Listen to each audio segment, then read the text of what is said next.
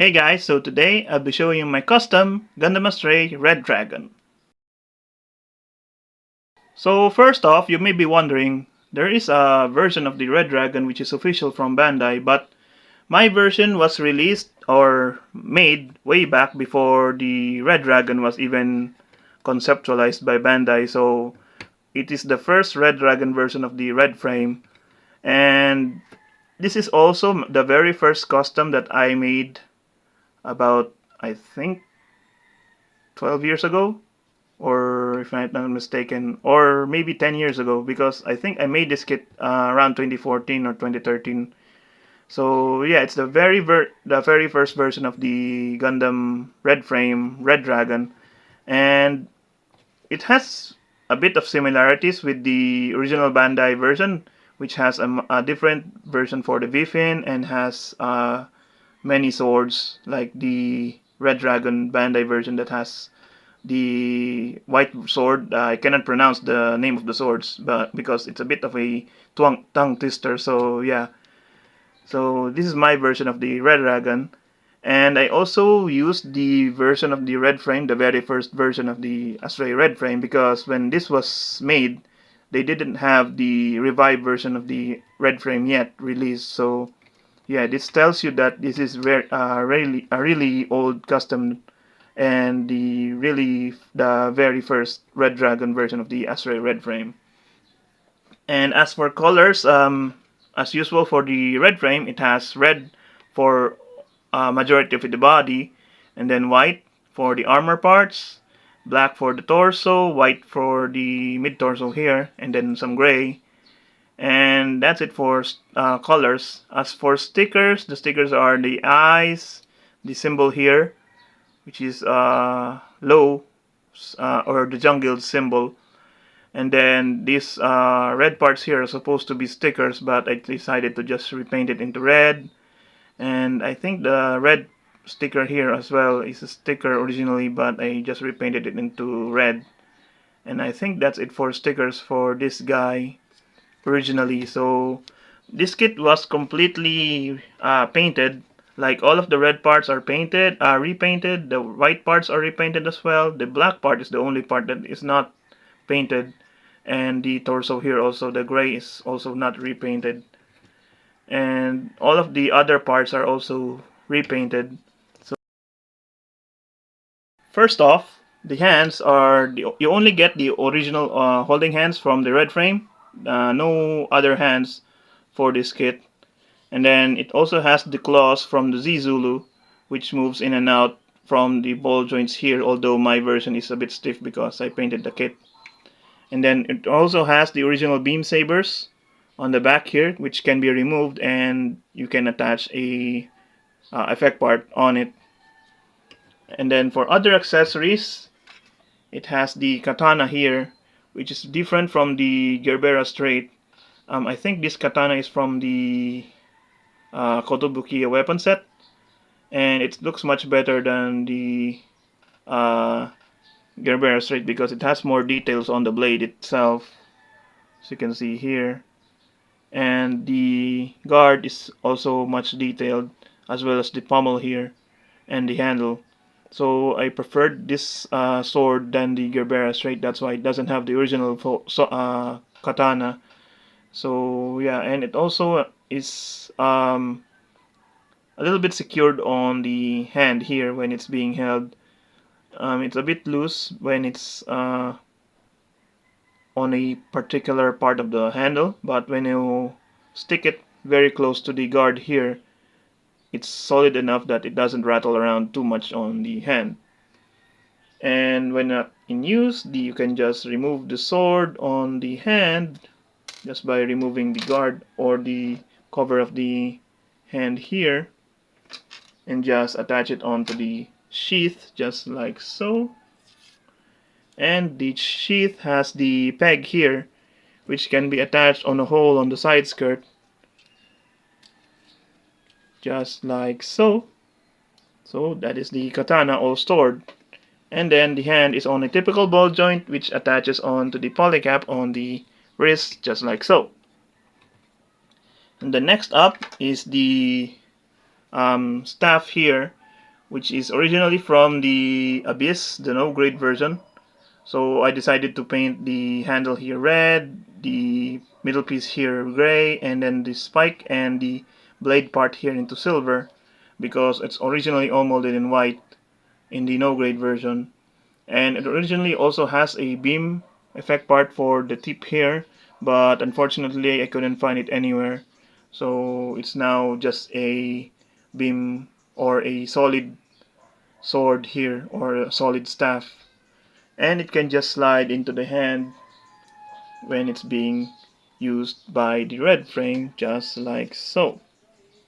Next up are the shields. So these are the original strike shields, which is all molded in white and black. So you have to paint the red parts here red and the white part here white, and then the inside also you need to paint it gray. And then the difference between this shield and the original Astray red frame shield is that I glued a connector piece here on the back, which can store the Excalibur swords from the sword impulse, which is also painted in white, red, and gray, which is complementary to the colors of the red frame.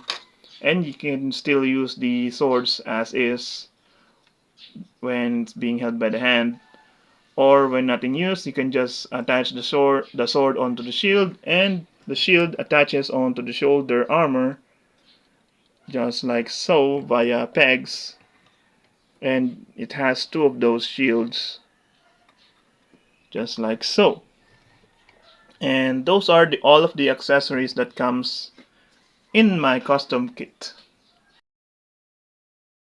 The neck is on a ball joint here, which lets the head go up about that far, then down that far, side to side, not that much, and rotate up until the back of the head here hits the collar piece here on the chest.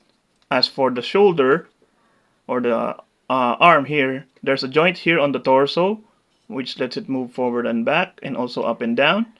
And then the shoulder joint here can move forward and back, or rotate all the way around. And then there's a joint separate from the shoulder armor, which lets the whole arm, just because it's stiff because of the paint, the whole arm can move out about that far, all the way. And then there's a bicep swivel here on the lower joint or lower shoulder, and then the elbow can bend about that far. Even though it's just a single jointed elbow, it can bend pretty good for its age. And then the wrist is on a typical ball joint, which rotates and wiggle around. The torso, it's on a peg coming from the upper body here going to the waist, so it can only rotate all the way around, because there's really nothing that stops it from moving. But there's a little bit of forward and back motion from the loose polycap on the waist area here. For the waist, there's no front skirt, side skirt, or back skirt movement, because there really is nothing to move here on the skirt armors. And then for the waist, the hips here are on the old style ball joints, which lets the leg go up about that far, then back that far, out until it hits the middle piece here on the waist. And then there's a little bit of forward and back motion from the ball joint. And then the knees are on a single joint, which bends about that far, about 90 degrees, or maybe even a little bit more. And then the ankles are on a ball joint from the foot here up to the lower leg, which lets the foot go up and down from the hinge joint here on the leg here. And then the ball joint itself can move up and down, side to side, and rotate all the way around. And then there's a secondary hinge on the foot here, which lets it move up and down just like so, and also rotate a little bit from that same hinge. Overall, I think I did a really good job of doing this kit, because even though it's around 11 years since I made this kit, it still looks good beside other customs that I did. And if I did a much better version using the revived red frame and some of the much better kits that they've just released.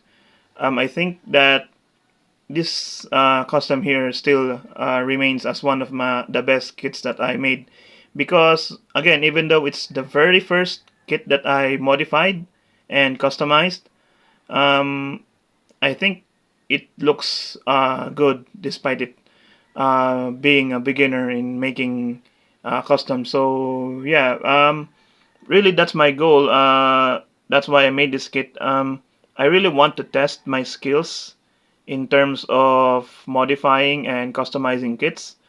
So even though it's just a simple modification like adding some additional armor and repainting it and also adding some other weapons, I think that it really is a step towards a much better goal into modifying and customizing model kits. So yeah, it really did its purpose, which is to train me into modifying and customizing my kits in the future. So um, also I planned on giving this as an entry on a local Gundam competition here in my country, but unfortunately, due to time restraints and also budget, I wasn't able to enter this kit, and it remained as a trophy for myself because again, it's the very first custom that I did, and also it shows that with time and effort, you can create a really good looking kit even though it's just um, mixing other kits into one. So yeah. So that's it for this video. I hope you guys enjoyed, and I'll see you guys again next time. Bye.